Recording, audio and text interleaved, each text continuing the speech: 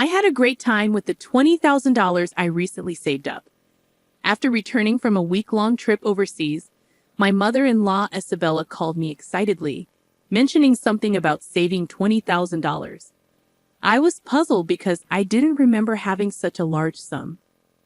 As a freelancer, I do have some emergency savings in my bank account, but I don't usually keep that much cash. Plus, my banking card was right here, and no one else should be able to withdraw such a large amount without my knowledge. Isabella claimed she took the money from the sideboard drawer, assuming we were rich.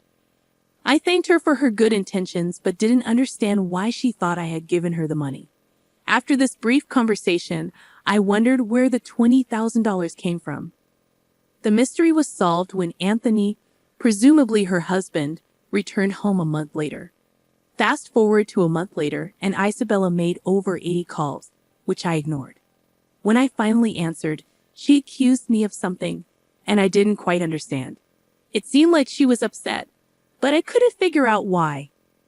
Isabella's persistent calls became annoying, and when I finally answered, she started blaming me for something. Confused, I realized she was reaping what she had sown. Isabella's voice echoed loudly through the phone speaker as I learned her name was Scarlett, a 32-year-old freelance jewelry designer. I really want children, but my job keeps me very busy. My husband, Anthony, who is the same age as me, used to have a regular job, but now he helps manage my work. When we got married, I wasn't making much as a designer, and we relied on Anthony's income. However, as I turned 30, my work became more stable, and I needed help managing my schedule.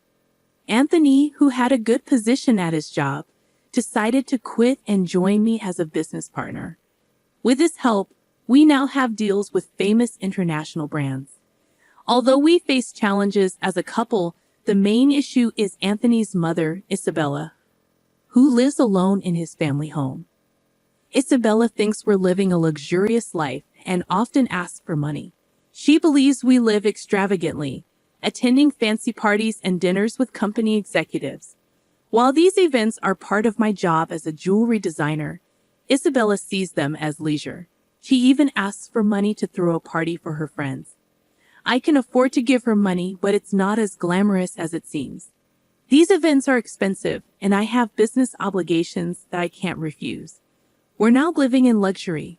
It's all part of our work, dressing up beautifully and eating at expensive places. Isabella often expresses her envy towards us with a hint of sarcasm. Despite my continuous refusals to her requests, Anthony, being her son, sometimes gives in and hands her money. He believes it's a small price to pay to keep her quiet and avoid interruptions to our work. However, Isabella's demands only increase, leaving both of us frustrated. Recently, Isabella came over and pestered Anthony about buying a new dress for an upcoming gathering. Despite suggesting a more affordable two-piece suit, she insisted on an expensive dress for the fancy party. I believe proper attire, whether old or new, shouldn't matter, but Isabella makes a fuss. She also added that she needed a matching bag and was counting on us for that. To address Isabella's constant money demands, Anthony set up a credit card in her name, telling her to use it for her expenses. Initially, she overspent and got warned by Anthony. He then asked her to report before making significant purchases. However, Isabella continued to overspend, once even buying an expensive ring without prior notice. The bill became astronomical, and Anthony, who was paying the bills, couldn't afford it. Isabella seemed to think the credit card meant endless spending without consequences. Anthony, frustrated with the situation, decided to put a limit on her card spending. Isabella stormed in, complaining that she couldn't pay for her recent shopping, not realizing the financial strain her overspending was causing us. "We've lowered your monthly limit, but it's still enough, right?" Isabella challenged, questioning the fairness of our lifestyle. She argued that her desire for fun and luxury wasn't much different from our work-related dressing up and attending fancy places. We explained that events like product launches and parties were part of our job, often taking place in luxurious venues. However, Isabella perceived it as us having fun rather than working. Since putting a limit on her credit card, she had quieted down a bit. Occasionally, she would come to our house and complain to Anthony, but life went on without major issues. As the year-end approached, a foreign brand approached me with a proposal to expand our business overseas. Excited about the opportunity, I saw it as a chance to join the ranks of top-tier designers. Anthony, handling things as my manager, saw it as a rare opportunity we had to take. However, there was a concern about Isabella. Given her past behavior, it was plausible that she might want to come with us. When we told her about our plans that weekend, she reacted just as we predicted. Isabella insisted we were trying to trick her and live even more lavishly overseas. Anthony tried to explain that it was for work, not leisure, but Isabella wouldn't give up, fearing we planned to move there permanently. We'll come back after our work settles down overseas, I reassured Isabella. She seemed worried that our plans would leave her behind. Both Anthony and I were exhausted from this circular argument. We couldn't take her with us, but Anthony, worn out from convincing her, suggested paying for a week-long trip for her instead. Really? Are you sure? Isabella half-happily accepted, and Anthony promised to cover her flight and hotel expenses. However, the peace didn't last long. A few days later, while Anthony was busy with overseas arrangements, Isabella visited our house. Anthony said that, but I want to shop over there too. Can you give me some money? She requested. I asked about the card Anthony had given her, and she admitted he had taken it away, fearing she might misuse it with different currency rates overseas. I explained that I couldn't give her money without Anthony's approval. Isabella left, raising her voice, and over the New Year's, she went on a 7-day trip abroad. Upon her return, Isabella revealed an unbelievable truth. She called me excitedly, sharing her experiences and mentioning she had overspent on souvenirs. Feeling fed up, I asked about the money she claimed I had saved up for her.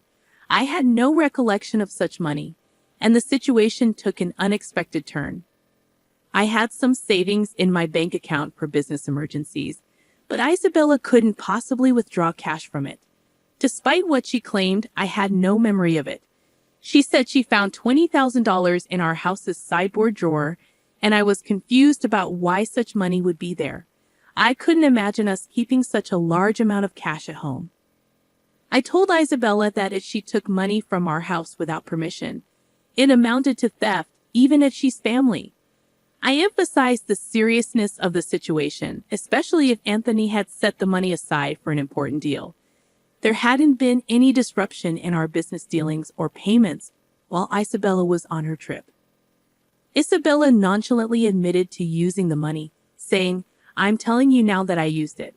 I pointed out that taking someone else's money without permission is a crime and expressed my concern about her entitled reasoning. Isabella defended herself, saying, "You two live so extravagantly, so why can't I have a little of that? Think of it as doing a favor for your parent." I found her reasoning inappropriate, considering she took money without asking. I promised to ask Anthony about the money when he got back. Isabella believed Anthony would understand, being his only mother, and claimed that $20,000 wasn't much to him. I agreed to pass along the message, still uncertain about the entire situation. I was amazed at Isabella's lack of awareness, and she ended the call by saying, "Please tell him that, thanks." Still baffled by the $20,000 in cash at home, I asked Anthony about it when he returned that night. Anthony had withdrawn the money from his bank account 10 days ago for an urgent payment.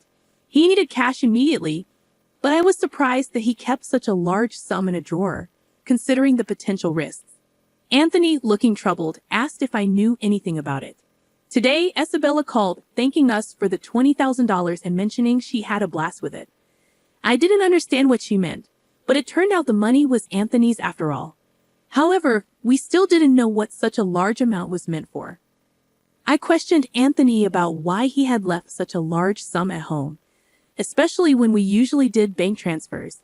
Anthony explained that after limiting Isabella's credit card amount, she had secretly borrowed money from various sources, including consumer finance cards and credit cards she had opened without his knowledge. When Anthony discovered this, he took all her cards and prepared the cash to repay Isabella's growing debt. Although he gave her the cash, he knew she might spend it recklessly. The situation became clearer, but the mystery of Isabella's actions remained. I planned to pay the institutions directly through bank transfers, but Anthony preferred fewer records in our bank accounts for the sake of trust with our business partners in bookkeeping. So he decided to withdraw the cash and pay individually.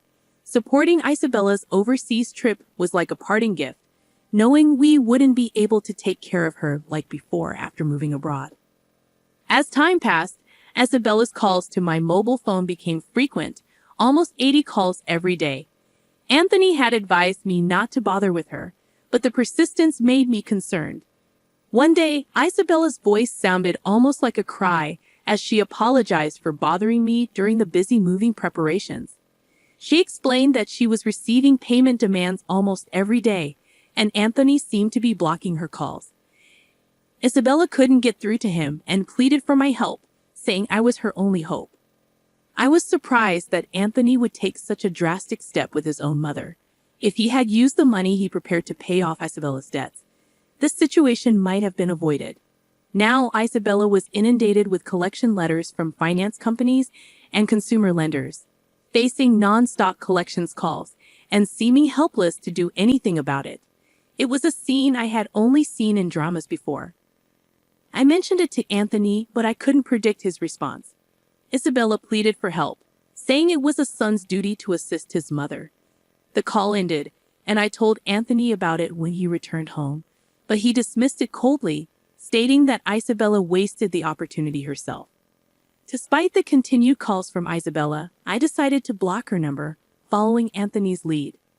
While I wished I could help, being Anthony's mother meant there was nothing I could do if he had chosen to ignore her. As the day of our move overseas approached, I needed to finish packing. Looking around the still cluttered room, I couldn't shake the lingering feeling of helplessness in the face of Isabella's predicament. It turned out that Isabella had to sell her house to settle her debts. In addition to the $20,000 Anthony had intended to use for repayment, she had hidden even more debts. The amount was so substantial that even after selling her land and house, she couldn't fully clear it.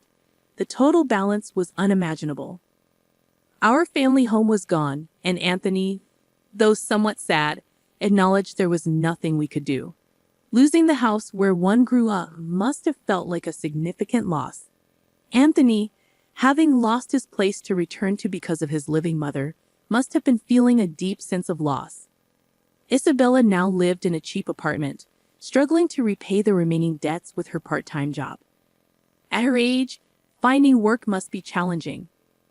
I felt a bit of sympathy for her. However, the consequences of her spending led to this, so she was to blame. Even for the elderly, taking responsibility for their actions is necessary. Despite the challenges, my business was thriving overseas, and the move had brought more inquiries from other brands. I received offers from unexpected places, something I couldn't have imagined back home. Although it was all appreciated, I was so busy that I barely had time to sleep. Anthony, too, was occupied with various tasks. At this rate, having children was still a distant thought. I pondered this as I gazed at the foreign cityscape outside the window.